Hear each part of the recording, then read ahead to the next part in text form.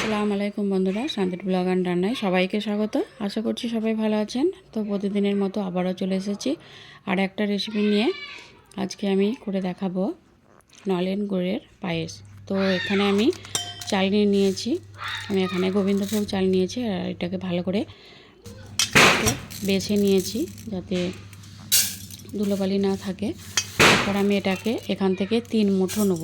3 মুঠো নিয়ে এখান থেকে এটাকে আমি ধুয়ে পরিষ্কার করে ভালো করে ভিজিয়ে দেব।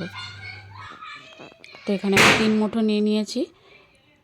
তারপর এটাকে আমি পানি দিয়ে 2 থেকে 3 বার পরিষ্কার করে ধুয়ে নেব।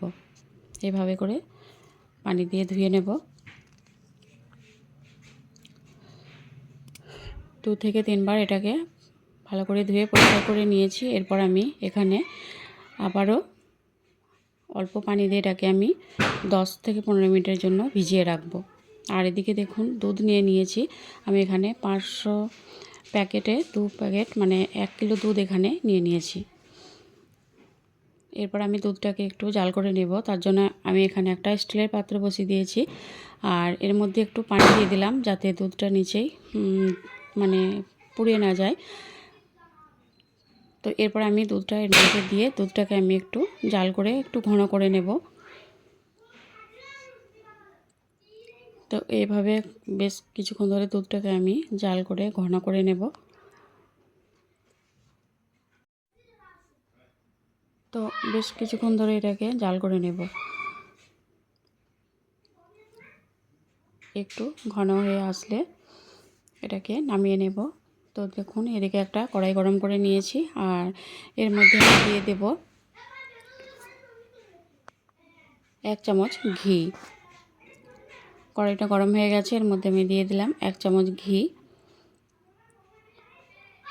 ঘিটা বেশ ভালো করে গরম করে নিয়েছি। এর মধ্যে আমি কাজুগুলোকে ভেজে নেব। আমি এখানে নিয়েছি কাজু আর পেস্তা। আমি এখানে কিশমিশ দিইনি। কাজুগুলোকে ভেজে নেব, পেস্তাগুলো ভাজবো না। কাজুগুলোকে ঘিয়ের মধ্যে ভেজে নেব।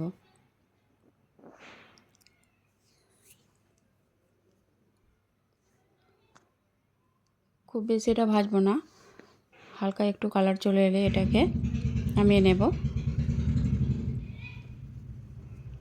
তো এগুলো আমার ভাজা হয়ে গেছে, এখান থেকে আমি তুলে নিব। এখান কড়ার মধ্যে আবারও 1/2 চামচের মতো ঘি দিয়ে দিলাম।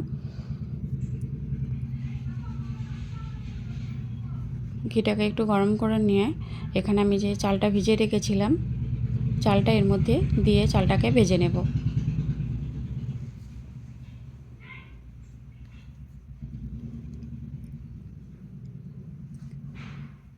চালটা এর মধ্যে দিয়ে দিয়েছি, দিয়ে চালটাকে 2 মিনিট ভেজে নেব।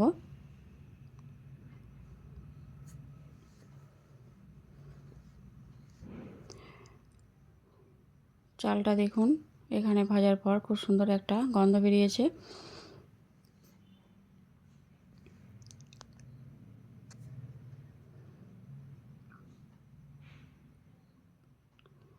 তো চালটা আমি 2 মিনিটের মতো ভেজে নেব।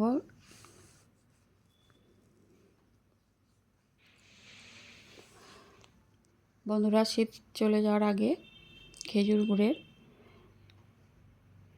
এই পায়েসটা একবার আপনারা বানিয়ে খেয়ে দেখবেন। তো চালটা ভাজা হয়ে গেছে, এরপর আমি যে দুধটা চাল করে রেখেছিলাম সেই দুধটা আমি এর মধ্যে দিয়ে দিলাম। আমি এখানে 1 লিটার দুধ দিয়েছি। দুধটা দিয়ে ভালো করে চালটার সঙ্গে নেড়েচেড়ে মিশিয়ে নেব।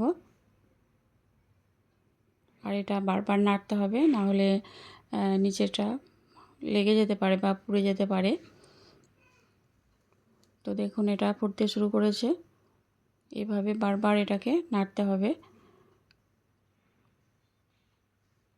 তো এরপর আমি এখানে দিয়ে দিলাম 2টো ছোটো এলাচ, মুখটা ফাটিয়ে নিয়ে দিয়ে দিলাম।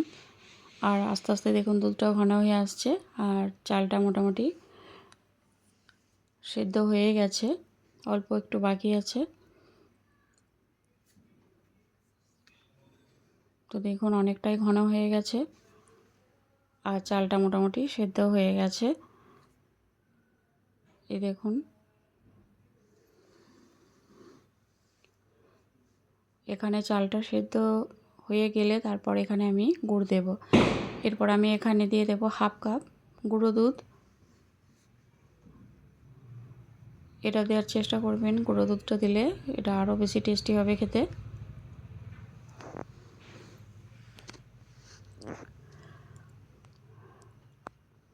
গুঁড়ো দুধটা দেওয়ার পর আমি খুব ভালো করে এর সঙ্গে নেড়ে চেড়ে মিশিয়ে নেব, না হলে দলা পাকিয়ে যেতে পারে। তো দেখুন অনেকটাই ঘন হয়ে গেছে।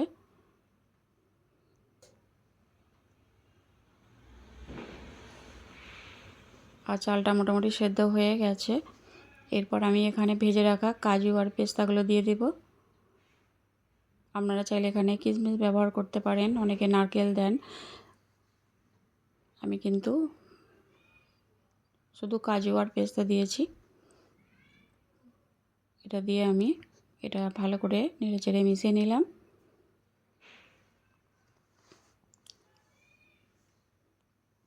চালটা সেদ্ধ হয়ে গেছে।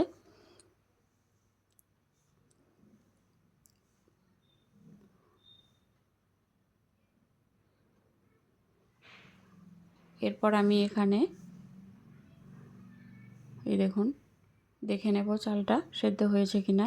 তো চালটা একেবারে সেদ্ধ হয়ে গেছে, এই দেখুন সেদ্ধ হয়ে গেছে। এরপর এখানে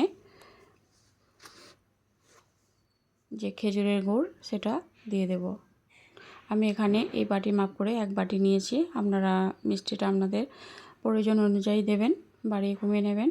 যদি কেউ বেশি খুব মিষ্টি পছন্দ করেন তাহলে বাড়িয়ে দিতে পারেন। আমি এখানে কমই দিয়েছি,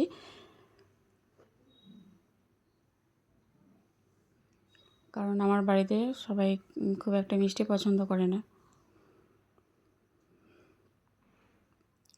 গুঁড়োটা দেওয়ার পর আমি এভাবে করে নেড়ে চেড়ে মিশিয়ে নেব।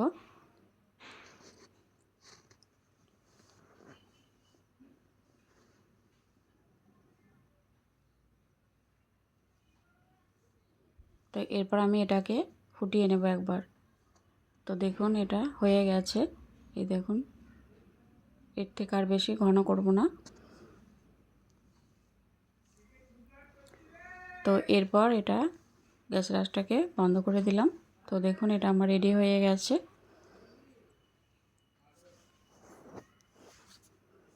তো বন্ধুরা একবার হলেও শীত চলে যাওয়ার আগে এভাবে করে একবার খেজুর গুড়ের বা নলেন গুড় যেই বলেন, যাই বলেন না কেন, এভাবে করে পায়েস বানিয়ে একবার খেয়ে দেখবেন।